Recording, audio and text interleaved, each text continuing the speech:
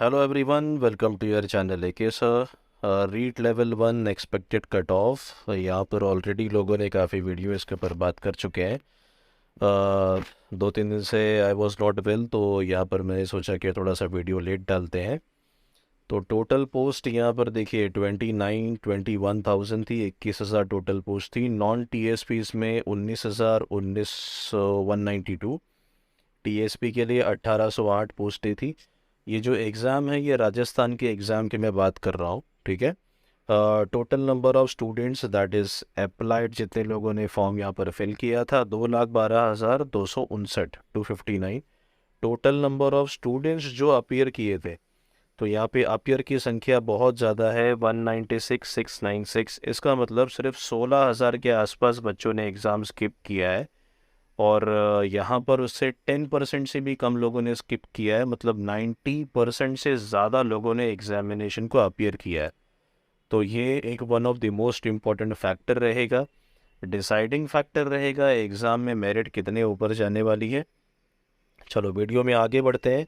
देखिए, अगर ज़्यादा है तो मतलब सीरियस कैंडिडेट भी ज़्यादा है, दूसरा अनएम्प्लॉयमेंट भी ज़्यादा है, बेरोज़गारी की संख्या बहुत ज़्यादा है।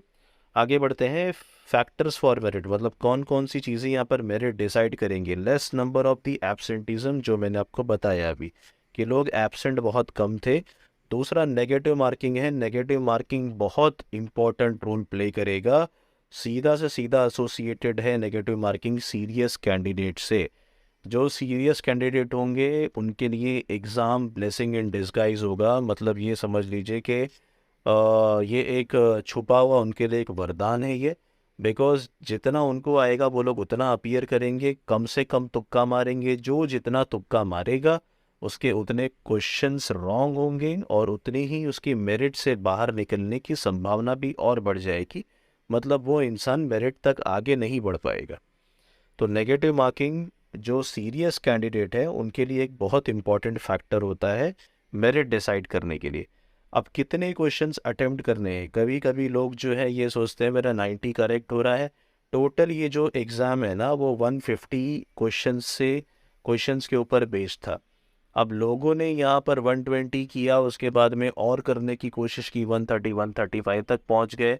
तो ये रिस्की वाला मामला है। जो थोड़े से समझदार लोग जो पढ़े लिखे और जो अच्छा खासा जो प्रिपरेशन कर रहे हैं इस एग्ज़ाम की, वो लोगों ने नियरली अराउंड 120 से 125, जो नॉर्मल होता है कोई भी एग्ज़ाम में 150 के जो होते हैं, तो लोग इतना अटेम्प्ट करते ही हैं। बिकॉज आज जो है कोई भी एग्ज़ाम उठा करके देख लीजिए, नेगेटिव मार्किंग अगर है तो 90 के नीचे कट ऑफ जा ही नहीं रही है। 90, 92, 95, चाहे आप यूपी पीएससी का एग्ज़ाम ले लीजिए, बिहार का एग्ज़ाम ले लीजिए, राजस्थान का एग्ज़ाम, महाराष्ट्र का एग्ज़ाम। तो यहाँ पर पढ़े लिखे लोगों की मतलब संख्या, तो लिटरेसी रेट की मैं बात नहीं कर रहा, बेसिकली जो उस एग्ज़ाम के लिए जो प्रिपेयर कर रहे हैं स्टूडेंट्स, उनके लिए वो एक बहुत ही बड़ा फैक्टर रोल यहाँ पर प्ले करता है कि कितने क्वेश्चंस अटेम्प्ट करते हैं वो।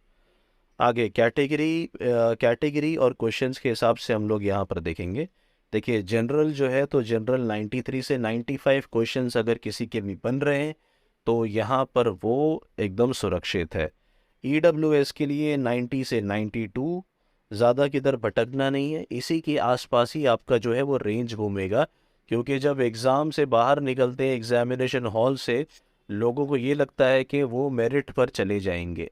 सबसे बेस्ट और सबसे में आप भी जब एग्ज़ाम दे के बाहर निकलते हो और जब आपको ये लगता है कि हाँ आपके तो 105 आ रहे हैं, 110 आ रहे हैं, 115 आ रहे हैं, जैसे ही आंसर की आती है शाम तक के आप यूट्यूब पे वीडियोस देखते हो, तो वैसे वैसे धीरे धीरे आपका स्कोर घटने लगता है। नियरली अराउंड 10 से 15 तक के स्कोर आपके घट जाते हैं। जिसके 110 आ रहे होते हैं, बाद में आंसर की वगैरह इधर उधर देखने के बाद में 95 तक के पहुंच जाता है, वो 92 तक के पहुंच जाता है, 90 90 भी कोई कोई सूरत में पहुंच जाते हैं लोग। तो ये एक चीज़ होती है। अब ओबीसी 92 से लेकर के 94 के बीच में आप सुरक्षित है। और ये भी एक चीज़ है ना कि अब जब आपका 85 या 90, 92, 95 जितना भी आपका बनता है, तो आपको ये लगता है कि मेरिट उतनी ही यूट्यूबर बताना चाहिए, उतनी ही मेरिट जाना चाहिए। अगर आपका 75 अगर जा रहा है तो आप 75 वाला कोई ऐसा बंदा देखोगे यूट्यूब पर कि जो 75 मेरिट बता दे, लेकिन ऐसा तो होता नहीं है। तो जो भी यहाँ पर सच्चाई है उसको एक्सेप्ट करना चाहिए, और इसी के लिए मैं यहाँ पे एक्सपेक्टेड कट ऑफ बता रहा हूँ। ओके। एससी की बात करें तो एससी के अंदर यहाँ पर 85 से 87 के बीच में यहाँ पर इनका रहेगा। उसके बाद में एसटी जो है वो 82 से 84 के बीच में, एमबीसी जो है वो 88 से 90 के बीच में। जितने भी यहाँ पर मैंने बताया है तो यहाँ पर ये आप लोग सुरक्षित हैं। ठीक है, मिलते हैं दूसरे वीडियो में। टेक केयर एंड जय हिंद।